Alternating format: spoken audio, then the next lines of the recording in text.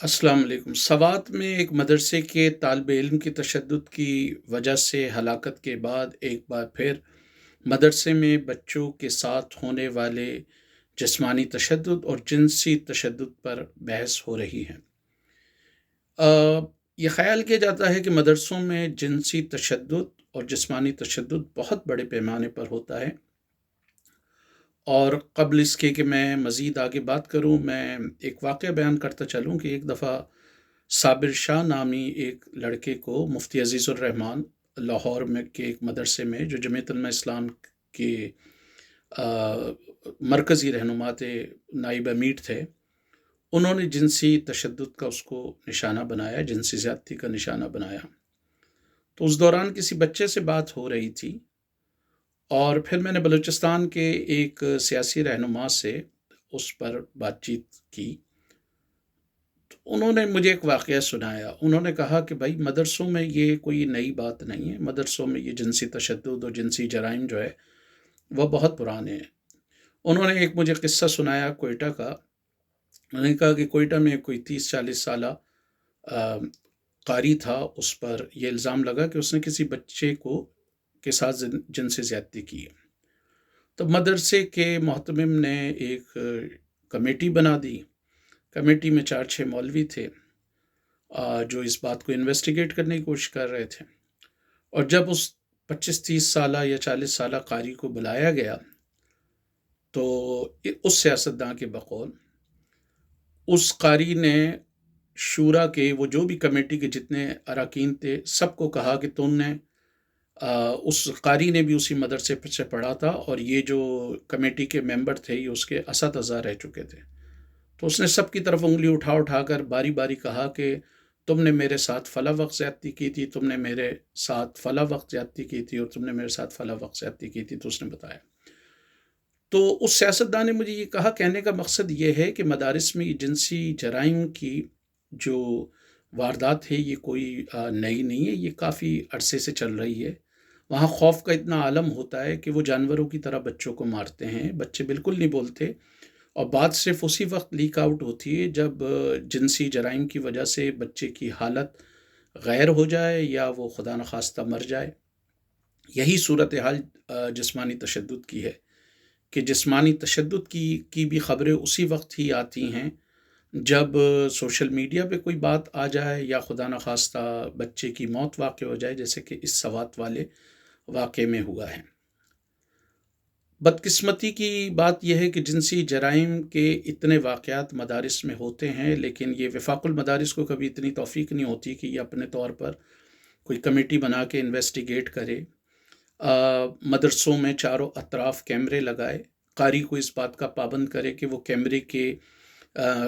की ज़द में आकर बैठे और कैमरे के सामने बैठकर बच्चों को पढ़ाए। ये जिनसी ज़्यादती की बात तो रिपोर्ट नहीं होती, लेकिन बहुत सारे ऐसे होते हैं जिसमें क़ारी नामुनासिब तरीके से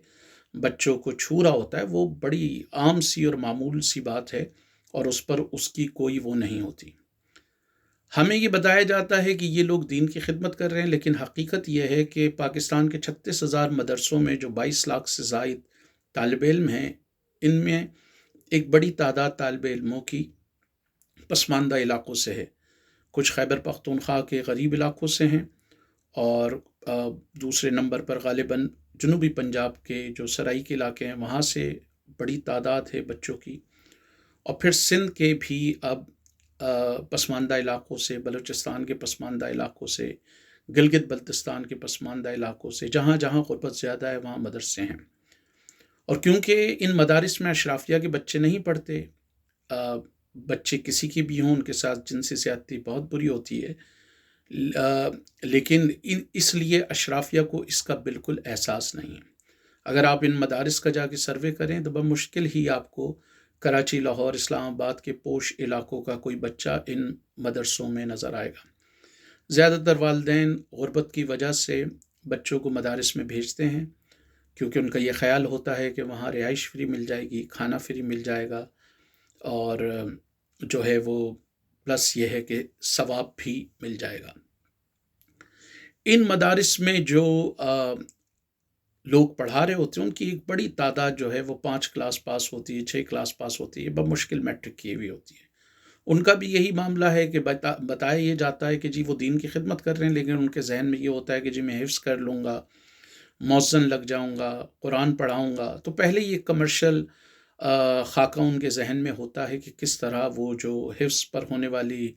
جو بھی ان کا وقت لگے گا اس کو وہ کس طرح انکیش کریں گے۔ حیرت کی بات یہ ہے کہ جو لوگ پورے معاشرے پر فحاشی اور عریانی کا الزام لگا رہے ہوتے ہیں، یونیورسٹیز میں جا کے طالبات کو کہہ رہے ہوتے ہیں کہ ملک میں فحاشی پھیل رہی ہے، ڈراموں پہ تنقید کر رہے ہوتے ہیں، وہ ان مولویوں کی بدماشی کے حوالے سے کچھ نہیں کہتے۔ وہ نیدرلینڈ کا ایک بغیرت آ جاتا ہے، وہ ہر معاملے میں اس کو رینڈ کارپوریشن نظر آ جاتی ہے، اس میں بھی اس کو رینڈ کارپوریشن نظر آئے گی کہ رینڈ کارپوریشن کے لوگ سوات گئے تھے اور انہوں نے جا کر کہا تھا کہ جی اس بچے کو جو ہے مدرسے میں مارو تاکہ ہم مدرسے کو بدنام کر سکیں، یا رینڈ کارپوریشن کے لوگ مفتی عزیز الرحمان کے پاس گئے تھے، یا ملتان میں ایک مولوی کے پاس گئے تھے، یا کسی دوسرے علاقے میں ایک مولوی کے پاس گئے تھے جہاں اس نے 13 سالہ جو معذور بچی ہے اس کے ساتھ جنسی زیادتی کی۔ پاکستان میں ہزاروں کی تعداد میں بچوں کے ساتھ جنسی زیادتی کی جاتی ہے، اور ایک بڑی تعداد اس کی جو ہے وہ مدرسوں میں بھی رونما ہوتی ہے، لیکن ان مولویوں کی بدماشی کے حوالے سے کوئی نہیں بولتا، کسی کو اتنی جرت نہیں کہ ان مولویوں سے سوال کیا جائے۔ ان مدرسوں میں بنیادی طور پر یہ جو مدرسوں کا فینومینن ہے، ڈاکٹر حمزہ علوی صاحب نے اس پر ایک دفعہ بات کرتے ہوئے کہا کہ ایوب خان کے دور میں جو ٹریکٹرائزیشن کی پالیسی ہوئی اس کی وجہ سے خیبر پختونخوا میں دیہی غربت بڑھی۔ پہلے اگر ایک فیملی 10 ایکڑ زمین کاشت کرتی تھی تو 11 فیملیاں 110 ایکڑ زمین کاشت کرتی۔ جب ایک ٹریکٹر آیا تو اس نے 11 فیملیوں کو بے روزگار کیا اور وہ 110 ایکڑ زمین کاشت کرنے لگا۔ ایوب خان کے دور میں جو دیہی غربت بڑھی وہ جنرل ضیاء کے دور میں اپنی پیک پہ پہنچی، اور جنرل ضیاء کے دور میں ایک امریکی حکم کے تحت، ایک امریکی منصوبہ بندی کے تحت پاکستان کے طول و عرض پر مدارس کھولے گئے، اسپیشلی پختون علاقوں میں بہت سارے مدارس کھولے گئے۔ اور یہ بات تو اب محمد بن سلمان جو سعودی عرب کے رہنما ہیں انہوں نے بھی مانا ہے، بہت سارے ہمارے اب مولوی بھی اس بات کا اعتراف کرتے ہیں کہ افغانستان کی پوری جنگ جو تھی اور جہاد کا جو پورا پروجیکٹ تھا وہ امریکی مفادات کے لیے تھا۔ پاکستان کے بہت سارے سیاستداں بھی علل اعلان یہ کہہ چکے ہیں۔ تو پورے پاکستان کے طول و عرض پر جو ہے وہ مدارس کھولے گئے۔ اب ان مدارس کی تعداد جو ہے وہ بہت پرانا جو اسٹیٹسٹکس ہے مشرف کے دور کا، وہ 36,000 کے قریب رجسٹرڈ مدارس ہیں، جبکہ ہزاروں کی تعداد میں ان رجسٹرڈ مدارس بھی ہیں، جبکہ اقرا روضۃ الاطفال، حدیقۃ الاطفال، مدینۃ الاطفال، دعوت اسلامی کے اپنے مدنی مدرسے ہیں۔ اس کے علاوہ طاہر القادری صاحب کے کوئی 700 سے زیادہ ہیں، لشکر طیبہ کے کسی دور میں 600 سے زیادہ تھے۔ بالکل اسی طرح دوسرے جو مکاتب فکر کے لوگ ہیں، شیعہ مدارس ہیں، ان کے بھی اپنے مدارس ہیں، اور جماعت اسلامی کے بھی اپنے مدارس ہیں۔ تو پہلا سوال تو یہ ہے کہ پاکستان میں ڈاکٹرز، انجینئرز، چارٹ اکاؤنٹنٹس کو نوکریاں ملنا مشکل ہو رہی ہے۔ تو 36,000 مدرسوں سے جو طالب علم نکلیں گے یہ جاب مارکیٹ میں کہاں ایڈجسٹ ہوں گے؟ ماضی میں تو یہ تھا کہ ہم نے جہاد کی فیکٹریاں کھولی تھیں تو ان کو افغانستان، چیچنیا، کشمیر، بوسنیا ادھر ادھر بھیج دیا کرتے تھے۔ پھر اس کے بعد ہم نے شیعہ سنی اور بریلوی کے نام پہ ایک دوسرے کو قتل کرنا شروع کر دیا۔ اب وہ بھی رک گیا، تو یہ ایک بڑا سوال ہے کہ ان کو کہاں ایڈجسٹ کیا جائے گا۔ کیا اسلامی دنیا میں ہمیشہ سے مدارس رہیں؟ اس بات پہ مورخین کا اختلاف ہے۔ نظام الملک طوسی نے بنیادی طور پر جو ہے ان کو شروع کیا، ورنہ یہ جو صحیح ستہ پڑھتے ہیں یا دورہ حدیث پڑھتے ہیں، نظام الملک طوسی کے دور میں آ کر کہیں کمپلیٹ ہوا۔ زیادہ تر آپ کے جو محدثین تھے وہ تو خود 10ویں، 11ویں، 12ویں یا کسی حد تک 9ویں سینچری میں رہے۔ امام اعظم ابو حنیفہ کا جو ہے وہ 8ویں سینچری میں رہا ہے معاملہ، اور اس کے بعد یہ 3 امام آئے، اور یہ بخاری، مسلم وغیرہ بھی جو ہے اگر آپ رفلی دیکھیں تو یہ تقریباً سب کے سب 12 سینچری سے پہلے کے ہیں۔ تو نظام الملک طوسی نے یہ مدارس کا سسٹم شروع کیا، اس سے پہلے کوئی مدارس کا بڑے پیمانے پہ سسٹم نہیں تھا، اور اس کا بنیادی مقصد جو تھا وہ سرکار کی کاسہ لیس پیدا کرنا تھا، ایسے لوگوں کو پیدا کرنا تھا جو حاکم وقت کے خلاف کھڑے نہ ہوں۔ ضرورت اس امر کی ہے کہ ان مدارس کو ریویو کیا جائے۔ اب آن لائن اور انٹرنیٹ کا دور ہے، والدین کو چاہیے کہ بجائے اس کے کہ وہ اپنے بچوں کو ان مدارس میں بھیجیں جہاں مولوی جانوروں کی طرح ان کو صبح شام مارے پیٹے، اور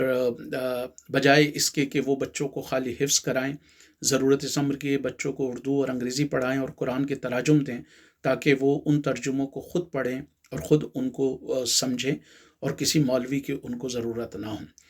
یہ عجیب بات ہے اور محض اتفاق نہیں ہے کہ دنیا میں جتنے بھی مذہبی طبقات ہیں وہ معاشی زبان میں پیراسائٹ یا طفیلیے ہوتے ہیں، وہ خود کوئی کام نہیں کرتے۔ مثلا ہندوؤں کا پنڈت رامائن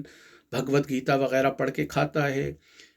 یہودیوں کا ربائی بھی کوئی کام نہیں کرتا، وہ توریت پڑھ کے کھاتا ہے، مسیحیوں کا جو پادری ہے وہ بھی کوئی کام نہیں کرتا اور وہ بھی مذہبی کتب پڑھ پڑھ کے کھاتا ہے۔ اسی طرح سکھوں کا گرو اور بدھسٹوں کا بھکشو بھی کوئی کام نہیں کرتا، اور دلچسپ بات یہ ہے کہ ہمارا ملا بھی کوئی کام نہیں کرتا، جبکہ اسلام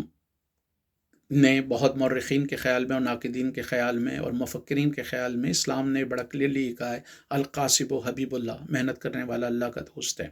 لیکن ہمارے مدرسے کے مولوی بکرے دمبے کھا رہے ہیں، بچوں پر جنسی تشدد کر رہے ہیں، بچوں پر جسمانی تشدد کر رہے ہیں، اور ان بچوں پہ جسمانی تشدد کر رہے ہیں جن کے حوالے سے رسول اللہ صلی اللہ علیہ وسلم نے یہ فرمایا کہ ان سے محبت کی جائے۔ تاریخ میں یہ آتا ہے،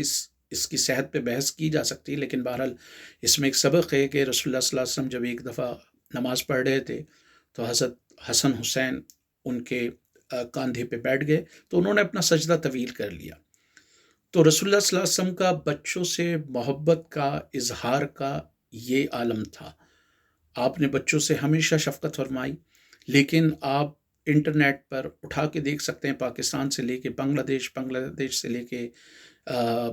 پاکستان سے لے کے بنگلہ دیش اور بنگلہ دیش سے لے کے ہندوستان اور ہندوستان سے لے کر دنیا کئی ممالک جہاں مسلمان بستے ہیں، یہ مولوی جانوروں کی طرح بچوں کو مارتے ہیں۔ تو ضرورت اس امر کی ہے کہ بچوں کو اگر پڑھانا ہے تو سب سے اہم بات یہ ہے کہ قرآن کو سمجھا جائے، کیونکہ قرآن میں خود یہ آیا ہے کہ ہم نے اس قرآن کو سادہ اور آسان بنایا تو کوئی ہے اس کو سمجھنے والا، تو اس کو سمجھنے کی کوشش کی جائے، اور اس کے لیے ترجمہ بہت ضروری ہے۔ قرآن کو آن لائن پڑھائیں اگر آپ نہیں کر سکتے۔ اب بہت سارے غریب لوگوں کے پاس بھی موبائل ہے، وہ موبائل پہ پورے قرآن بہت اچھے قرأت میں موجود ہیں، بجائے اس کے کہ ان وحشی درندوں کے پاس اپنے بچوں کو بھیجیں جو جانوروں کی طرح ان کو ماریں، ان کے ساتھ جنسی تشدد کریں، ان کا بائیکاٹ کریں۔ ان مدرسے کے فینومینن سے کس طرح نپٹا جا سکتا ہے؟ نیچرلی مدرسے میں بچوں کی ایک بڑی تعداد اس لیے جاتی ہے کہ ان کے پاس ان کے والدین انتہائی غریب ہیں اور ان کے پاس ان کو کھلانے کے لیے اس طرح پیسہ نہیں ہوتا، تو وہ مدارس میں بھیج دیتے ہیں۔ اگر حکومت پاکستان آج 70-80 ہزار یا 1-1.5 لاکھ اسکولوں میں بورڈنگ اور لاجنگ دے دے، کھانے کی سہولت دے دے، اور والدین کو ان بچوں کے لیے کوئی ماہانہ وظیفہ دے دے، تو کئی ناقدین کا خیال ہے کہ 5-10 سال میں یا 20-25 سال میں ان مدرسوں میں بچوں کی حاضری نہ ہونے کے برابر ہوگی، کیونکہ مدارس میں بچوں کو بنیادی طور پر دین کی خدمت یا دین کے جذبے کے تحت نہیں بلکہ غربت کی وجہ سے داخل کرایا جاتا ہے۔ اسی لیے پاکستان کے 36,000 مدرسوں کا آپ دورہ کر لیں اور اس میں ذرا اندازہ لگا لیں کہ کتنے بچے وہاں کراچی کے ڈیفینس، کلفٹن، پی سی، چس کالونی، بہادر یار جنگ سوسائٹی یا امیر علاقوں سے ہیں، یا لاہور کے Bahria Town, D H A, Gulberg یا مزید امیر علاقوں سے ہیں، یا اسلام آباد کے جو ایلیٹ ایریاز ہیں ان سے ہیں۔ تو آپ کو یہ پتہ چل جائے گا کہ بنیادی طور پہ یہ جو مدارس کا فینومینن ہے، ایک افغان وار کی وجہ سے اس کو بڑا فروغ دیا گیا، اور دوسری اس کی اہم وجہ غربت ہے۔ یہ صرف پاکستان میں نہیں ہے، اگر ہندوستان کے مذہبی اداروں میں آپ ایک بڑی تعداد بچوں کی دیکھیں جو RSS کے زہریلے پروپیگنڈے کا شکار بن رہے ہیں، وہ سارے غریب گھرانوں سے ان کا تعلق ہے۔ قرون وسطیٰ میں جو عیسائی